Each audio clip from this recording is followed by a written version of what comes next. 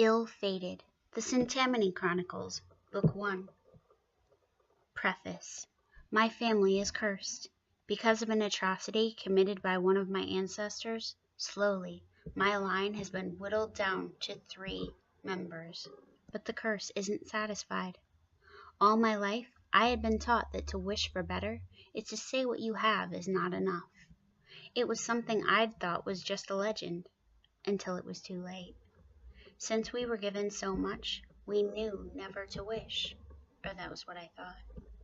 Now, I know we've all had our wishes. We think of them in the dead of night, in the moments when life doesn't seem quite fair, and our destiny is changed in that instant. Wishes are nothing but a trap. They will be our end, but we don't know it yet. We are oblivious, but soon we will learn. Never wish, unless you don't value your life. This is my story. It's a long, winding tale, but it begins with an innocent wish. That careless thought changed the path of my life, and to this day, I do not know if it was my fault, how it all began. 1. The crowd all around screamed and cheered excitedly. Every one of them was on their feet, other than me. Something was wrong. I didn't know what it was, but the cold shiver that passed up my spine made it clear to me my life was about to change yet again. I should have been used to it. My life was marked by changes, as well as sorrows. I should have been the poster girl for teen depression. That was not the kind of attention I wanted. Instead, I usually pretended to be a normal, happy girl. Usually. My acting was not nearly good enough to cover the fear that rose inside me that evening. Had something happened? Was I about to lose yet more? The stands shook as the crowd began to jump up and down. It was like an earthquake, or a herd of stampeding rhinos. Why they were so excited, I had no idea. I got to my feet in a slow, methodical way and looked up at the scoreboard. It surprised me to see my brother's face there, covered in blood, but beaming as he held his arms in the air. Looked like he must have scored. No shock there. Jackson held the record for most goals scored, and it was a hockey game, so getting bloody was just to be expected. Could that be what had caused the freak out inside me? "He is so hot," one of the girls next to me squealed, her eyes fixed on Jackson in the same worshipful way girls had been looking at him since he was 12. I rolled my eyes at the girl. "And he knows it," I said a little irritably. The girl didn't even seem to hear me. She and her friends all screamed too loudly to have heard anything at all. I sighed and lifted my hands up as though thrilled by his goal. To be honest, I couldn't have cared less. I hated hockey, but needed to talk to my brother. He was an amazing player, another thing he knew all too well about himself. My best friend glanced over at me, her brows cocked in question. "What's wrong with you, Sam? You look like you've seen a ghost," she shouted, over the noisy fans, her brows raised as she gave me a glassy stare. I shrugged and motioned to the screen. One more girl says something about Jax being hot, I'm gonna spew. His ego does not need the boost, I said, trying to look like the irritated little sister, rather than the freaked out wreck I actually was. Lydia didn't acknowledge my comment. She just turned back to cheer with everybody else, her expression telling me she thought I was a moron. She was right. I didn't need Lydia to tell me it was true. There was nothing wrong at all, other than me being a downer. I focused on the game, relieved as the excitement of it distracted me from my dark thoughts. No matter how I disliked the game, my brother did make it exciting. He was vicious, in the penalty box more than he was on the ice.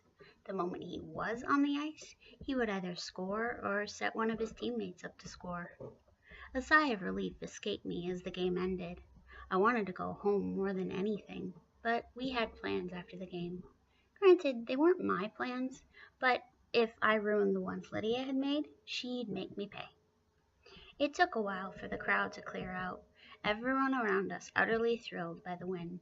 I smiled and chatted with the people close to us, but my heart was elsewhere, somewhere dark and brooding. Since quite a few people hung around, we took our time. I knew it would take a while for the coach to give a speech, the guys to shower, and do the male version of primping. We decided just to look around, see what the big deal was. Wandering through the arena was like being inside a scrapbook set up to honor Jackson. He was in his junior year at Boston University and had been the main reason the team had gone to the state championships the last 2 years. From how good he'd appeared that evening, he'd likely lead them to another title that year. It was impressive the amount of skill it must have taken to do that, but I didn't care. I mostly felt resentful. We hadn't seen each other at all that year, even after a few calls, texts, and a desperate email where I'd begged him to come home, all of which he'd ignored. Maybe if he didn't have his obsession with hockey, he would remember the only family he had left. I prayed that being there wasn't a mistake. There hadn't seemed to be any other way, though. I had to talk to him about what had been going on. Lydia, on the other hand, had just shown up because she'd always had a thing for my brother. She had started to flirt the moment she grew boobs, and became more and more obvious about it the more that part of her grew. Lydia unzipped her coat to show off the low-cut top she wore, and made a show of flirting with a guy who ogled her. The guy's girlfriend did not look pleased, though I couldn't tell if she was mad at Lydia or her boyfriend. Wow. Man tramp, meet Lydia, the queen of them. People around us started screaming in delight as the team came out of the locker rooms a little while later. I didn't scream, but did smile as Jackson's eyes met mine. Jackson and I looked at least somewhat alike. We both had dark hair and eyes, though my skin was a slightly darker shade of olive than his. He was several inches taller than me, and all muscle, something which had made him a little scary when we were younger. He won every argument by getting me in a headlock and refusing to release me until I'd agreed he was right. As I grew up, he paid less and less attention to me until we were hardly more than polite strangers. Well, maybe polite wasn't the right word. He was entirely too Jackson. He'd told me on many occasions a guy as cool as him should not have been saddled with an annoying baby sister. I'd gotten over the pain of his refusal to be involved in my life. Mostly. He scowled at me, his split lip giving him a disreputable look that the girls around me seemed to love. Me, not so much. I took a step closer to him, not at all sure if he'd even acknowledge me publicly. Surprisingly, he walked over and tossed his arm around my shoulders, his eyes a little cold as they met mine. "What are you doing here, Sammy?" he asked. He the only one who ever called me that. I shrugged his arm off me and gave him a snide little smirk. "Why wouldn't I be here? I just got to watch some guys beat you up. Best night of my life," I said, in my best snark tone, not too sure what to expect from him. As a general rule, he didn't pay attention to me, though when he did, it was for a reason. Lydia apparently had no interest in our little family reunion, so turned on her most dazzling smile and cocked her hands on her hips in a sexy pose. "Jackson Stavros, you looked so hot out there," and she batted her lashes in the way which made the boys at school worship her. Jackson gave her a long look, his lips quirked up in a mocking smile. "And you look like trouble, Lydia, like you always have," he said, then stepped back from me, his arms folded. "Does Grandpa know you're here, Sammy?" he asked, his voice stern. I met his eyes full on and shook my head. "No, Jax, he doesn't. I was hoping I could talk you into coming back with me, talking to him," I said, irritated by the amount of girls who gaped at him. His eyes narrowed in the same way they did the last time he got me in a headlock. "You want me to come home with you after he told me never to set foot inside his house again?" he asked, his voice loud enough to carry to every single person around us. A lot of them turned to look at us, a few of them edging away, while a few others watched interestedly, like we were some reality TV show they were addicted to. I kept my voice low, unwilling to be on display any more than was necessary. "Something's wrong, Jackson. Please, just—" One of his friends walked over, his eyes moving over both Lydia and I in an open, revolting way. "Jack's son, you can't keep all the lovely ladies to yourself," he said, his eyes fixed on what Lydia had put on display. My brother let out an exasperated breath and motioned to us. "They're not ladies. This is my baby sister, Sam, and her friend Lydia," he said resignedly, like he hadn't wanted to introduce either of us. The guy, who hadn't been introduced, gave me an obvious once-over and smiled as he slid his arm around Lydia's shoulders. "You never told me baby sisters were so hot," he said, and made a gross suggestion. Lydia was thrilled by the guy's attention, so rested her hand on his chest and made some suggestions of her own. I tuned them both out, irritated by my friend, as well as Jackson's. "Please, Jax, he's been acting really strange for the last couple of months, even angrier than usual, like he's scared of something." My brother curled his lip and leaned back from me. "Go home, Sam. If he wanted to talk to me, he could have called, rather than sending you," he said with derision, and began to turn away. I darted forward and placed myself in front of him. "Jackson, he didn't send me. I came because he's freaking me out. Can't you just pretend to be my brother for a couple of hours, rather than acting like I don't exist?" I snapped, forgetting the people around us in my fury with him. Jackson didn't even acknowledge the fact I'd spoken. Instead, he turned to look at the pervy guy. "Wayne, let's get out of here," he said, and stepped away from me. Perv guy, Wayne apparently, gave Lydia a long look. "But the view here is so good," he said, and ran his tongue over his teeth in a gross way. I made a gag face.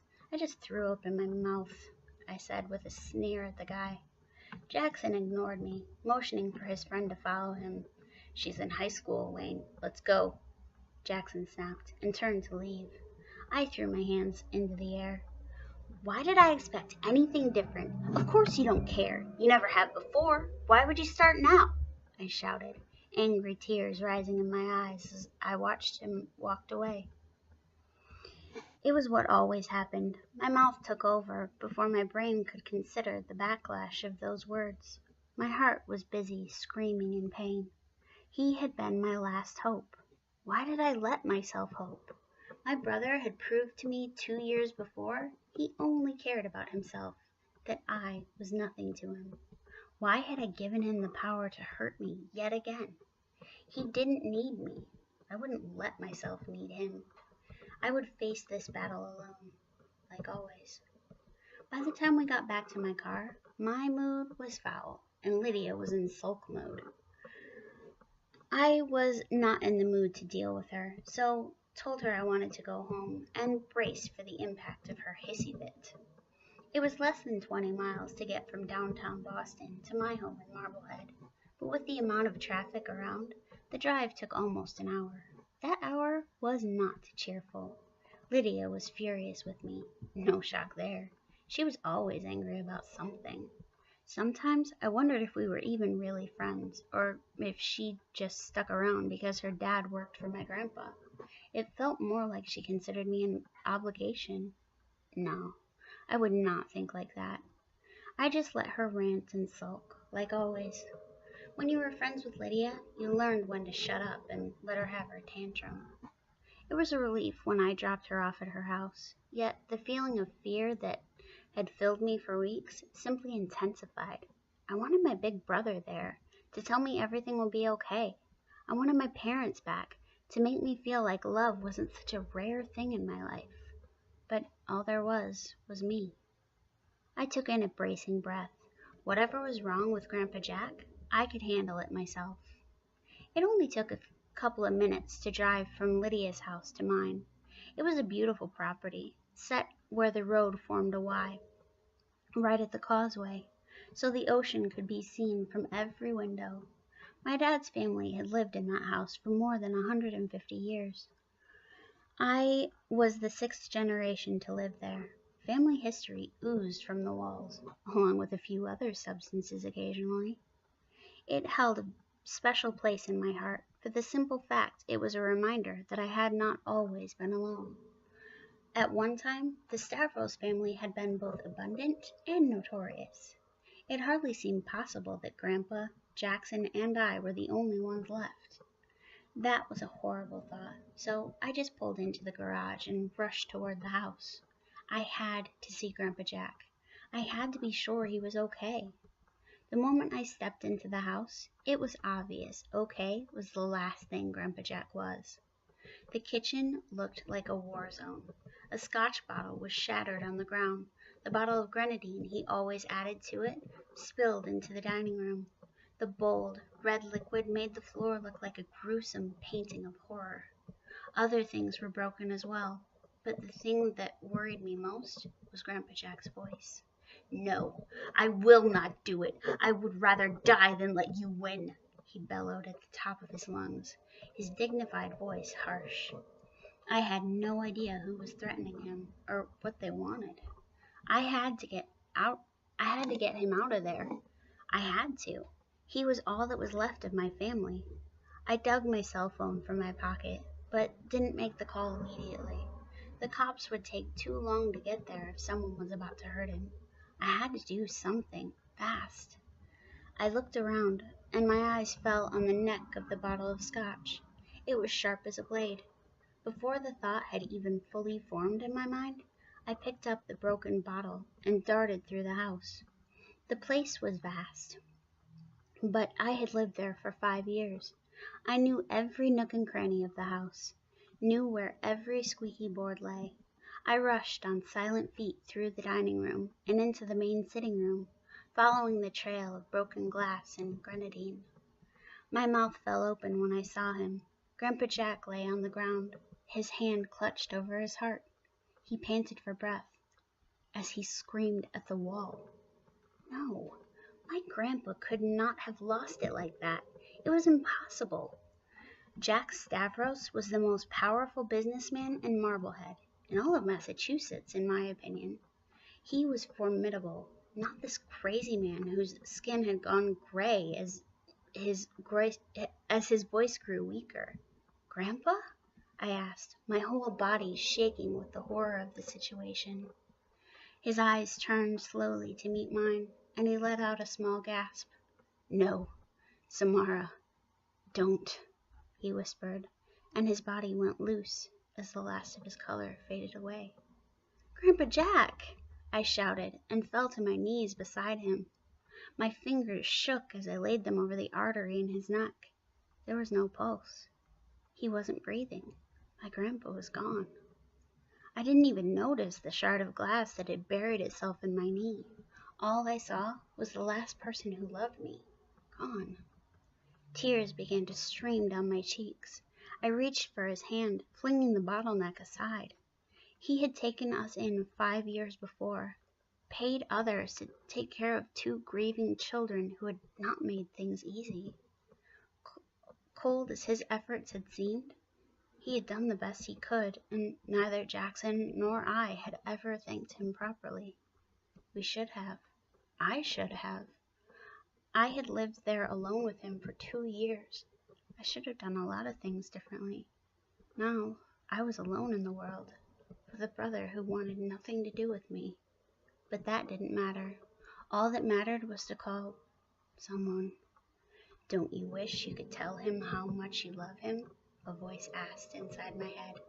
A hypnotic voice, which made me feel more whole than I had in a long time. I didn't even think about the family creed, about how wishing was wrong, how it made you ungrateful for what you had been given. All that I saw was that my grandpa was gone. I was alone. "I wish I could have told you how much I loved you. I wish you were here so I could say thank you," I sobbed, my body quivering with horror. And in that exact moment, a gasp filled the air. My grandpa's hand clenched around mine. My eyes flew open. Grandpa Jack's hand. What? How? What was going on? Grandpa's horrified dark eyes met mine. "Samara, what have you done?" he asked, his voice as forceful as ever. I gaped at him, my mouth working silently for a long moment. I didn't know what to say. I thought he was dead, but he wasn't. My grandpa was alive. He yanked his hand free of mine and sat up, his eyes boring into mine. "You will never do that again. Is that understood? Wishes are forbidden in this house." My voice box still wouldn't work. I just opened and closed my mouth over and over. He had been dead, but I had wished him back to life. What was going on?